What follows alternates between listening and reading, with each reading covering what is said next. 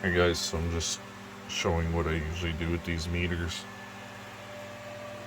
Got the 12 volt battery being used here, hooked up right here to this meter.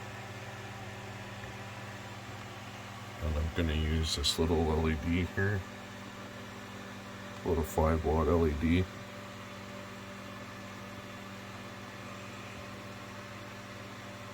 Just bear with me, I'm doing this with one hand here now, so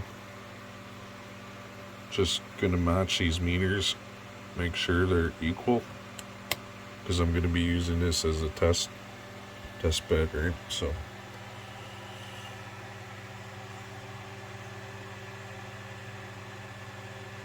.3 about.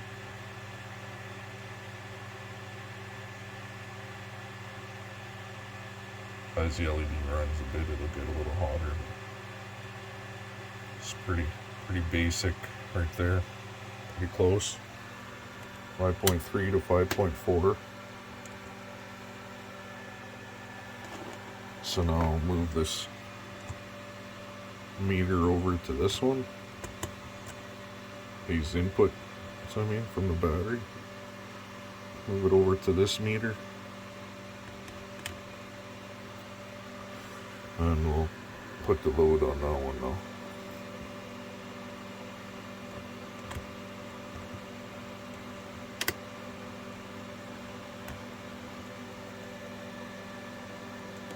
And if you do have a meter that reads a bit high all the time, I always put that on the input, because they're like within usually about 0.3 of a volt, so you know.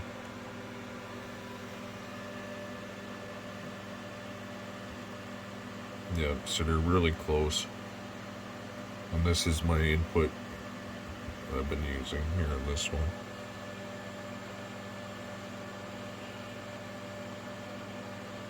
It's always good to have the high reading meter on the input. I think it's pretty close to what this one says here. Or maybe on this one.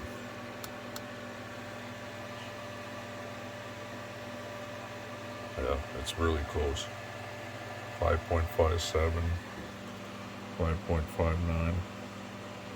I mean, like, these meters are really close usually. A lot of times too, it's just because the wires are a little bit of resistance in the clips and stuff, so they're usually within 0.3 of a watt though. But I like to match them, and if there's one that's higher than the other, I always put it on the input so you don't get fooled.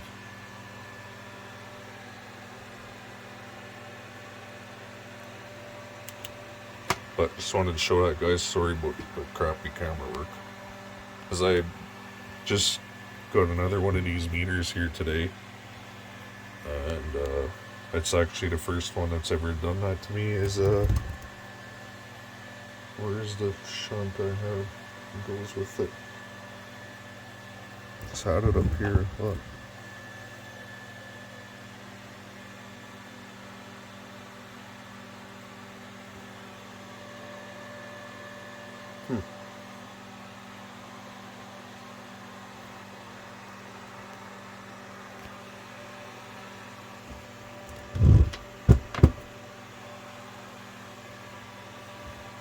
Thought it had the shunt still around here, but this one had a 100 amp shunt on it, which was reading really high. It's like half a watt higher than everything else.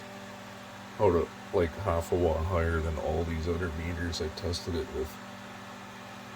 Oh, here it is. It's a brand new shunt. Like, these meters aren't cheap, so you know, but within half a watt isn't that bad actually, but kind of picky. So I put the 300 amp one on here, and it's working much better, way more balanced. But yeah, that's what I do with all these tests. So just wanted to say that. Thanks for watching, guys.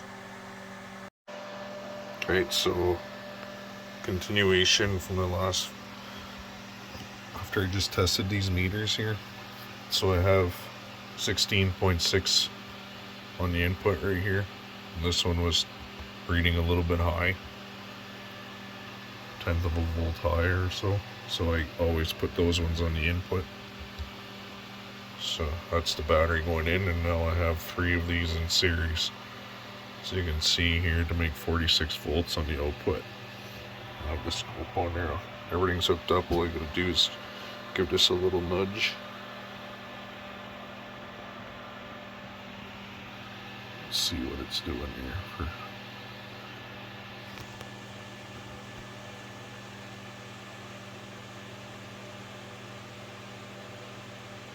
First time I ran it, and with 46 volts out.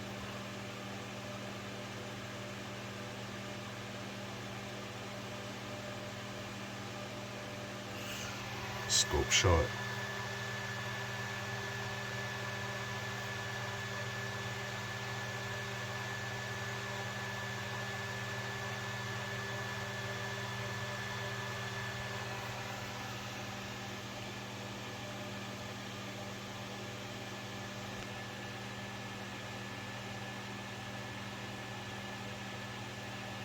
It's like about half a watt extra.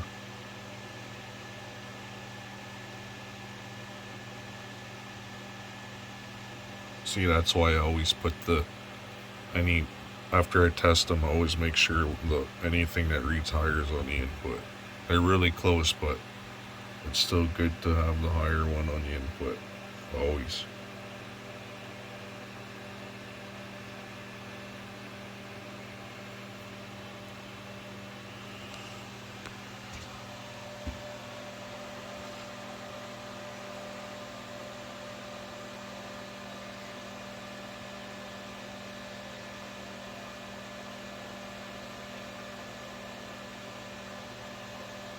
Just using these coils here. These ones aren't being used, are generator coils. Same circuit. There's only one diode in this one. Still works really good. Thanks for watching, guys.